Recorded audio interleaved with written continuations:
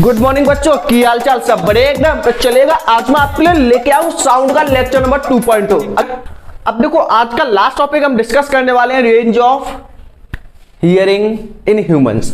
मतलब जो आपके ह्यूमन बींग्स हैं वो कितनी रेंज तक की साउंड को सुन सकते हैं। ये काफी इंपॉर्टेंट है, इसके ऊपर आपके क्वेश्चन पूछे जाते हैं, तो बड़े ध्यान से देखना। सबसे पहले हम बात करते हैं नॉर्मल पर्सन। ठीक, सबसे पहले हम बात करेंगे नॉर्मल पर्सन। अब देखो, जो आपके नॉर्मल पर्सन है ना, जनरली जिनकी एज है 6 से लेके 55-60 ईयर्स के अप्रॉक्स। ठीक, तो जो आपके नॉर्मल पर्सन है वो कितनी रेंज की साउंड को सुन सकते हैं, ये डिपेंड करता है किसके ऊपर? उनके ईयर ड्रम के ऊपर। मतलब उनके जो ईयर है वो कितने ज्यादा सेंसिटिव है। मतलब जो आपकी नॉर्मल पर्सन की हियरिंग रेंज है वो किसके ऊपर डिपेंड करेगी? आपकी sensitivity of year. Sensitivity of year किसके ऊपर डिपेंड होगी? Sensitivity of year. अब जो आपके नॉर्मल पर्सन है उनकी रेंज क्या होगी? 20 हर्ट्ज टू 20,000 हर्ट्ज। इसको चाहो तो आप ये भी लिख सकते हो 20 हर्ट्ज टू 20 किलो हर्ट्ज। इस टाइप से आप क्या कर सकते हो? इसे नोट डाउन कर सकते हो। तो जो आपके नॉर्मल पर्सन है उनकी रेंज क्या होगी? 20 हर्ट्ज से लेके 20,000 हर्ट्ज। लेकिन ध्यान देना, लेकिन जो आपके चिल्ड्रन होंगे, चिल्ड्रन बिलो 5 ईयर्स, 5 साल से जो छोटे बच्चे होते हैं, ठीक है, या फिर आपके डॉग हो गए, कैट हो गए, डॉग कैट, ये एनिमल्स हो गए, ये सभी क्या कर सकते हैं? आपके 20 से तो सुनेंगे ही सुनेंगे। इनकी रेंज कितनी हो सकती है आपकी?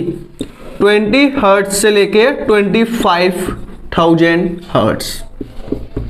ठीक है, अब ऐसा क्यों? आपने सुना होगा कि जो कुत्ते के कान है, सॉरी डॉग के जो ईयर है वो कैसे, वो काफी ज्यादा सेंसिटिव है। अगर आप उसके बगल से भी निकल के जाओगे तो आपकी आवाज को सुन लेगा। क्यों? क्योंकि उनके जो ईयर है वो काफी ज्यादा सेंसिटिव है।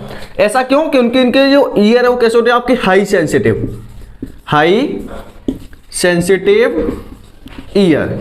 इनके जो ईयर है वो कैसे? आपके काफी ज्यादा सेंसिटिव है, इसीलिए क्या कर सकते हैं? इजीली सुन सकते हैं। इसीलिए इनकी जो रेंज है वो कितनी होगी? 20 हर्ट्ज से लेके 25 किलो हर्ट्ज। बताओ क्लियर है कि नहीं है? नॉर्मली क्या होगा? 20 से लेके 20,000।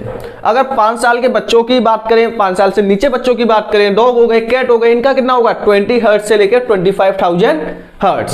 क्लियर है? लेकिन जो ओल्डर पर्सन होंगे उनकी फ्रीक्वेंसी हल्की सी कम हो जाती है। मतलब 20 से लेके 15,000 हर्ट्ज तक के अप्रॉक्स होती है, क्योंकि जो ओल्ड पर्सन है उनके जो ईयर की सेंसिटिविटी है वो कैसी हो जाती है? आपकी हल्की सी कम हो जाती है। क्लियर है? तो ये तो आपकी होगी ऑडिबल रेंज। इस रेंज को क्या बोलोगे आप? ये रेंज आपकी है ऑडिबल, जिसको आप सुन सकते हो। Audible range.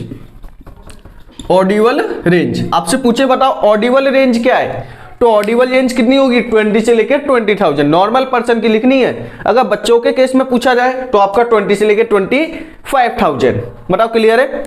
अगर देखो, अब हम बात करें कितना,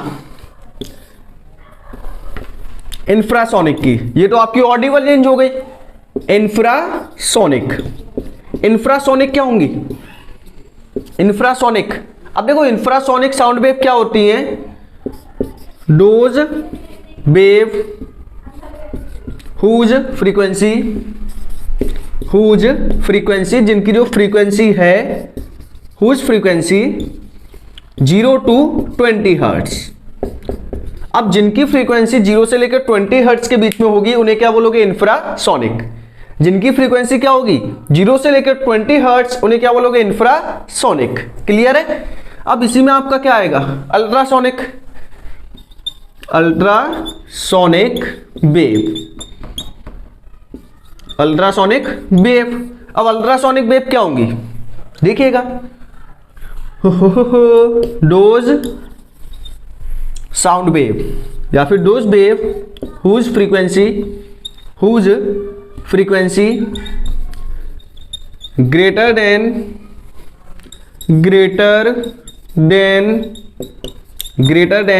20,000। जिनकी फ्रीक्वेंसी 20,000 से ज्यादा होगी उन्हें क्या बोलोगे? अल्ट्रासोनिक। इसे एक बार नोट करिएगा।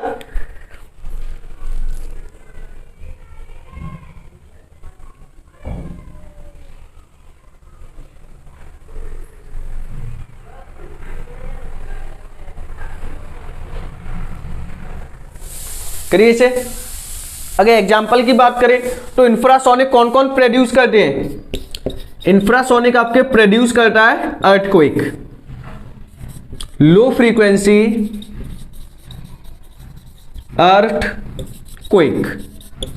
तो जो कम फ्रीक्वेंसी वाला अर्थक्वेक होगा वो क्या करता है, इसको प्रोड्यूस करता है। अल्ट्रासोनिक कौन कौन प्रोड्यूस कर सकते हैं? अल्ट्रासोनिक आपके प्रोड्यूस करते हैं कौन कौन? बैट हो गया और आपका रैट हो गया, ये सभी क्या करते हैं आपके अल्ट्रासोनिक वेव को प्रोड्यूस करते हैं। तो ये था आपका range of human ears, normal person की लिखी हुई है। इंफ्रासोनिक अल्ट्रासोनिक दोनों सामने आपके हैं, तो जल्दी से इसका स्क्रीनशॉट ले लीजिएगा, जल्दी करो। हो गया होगा, चलो।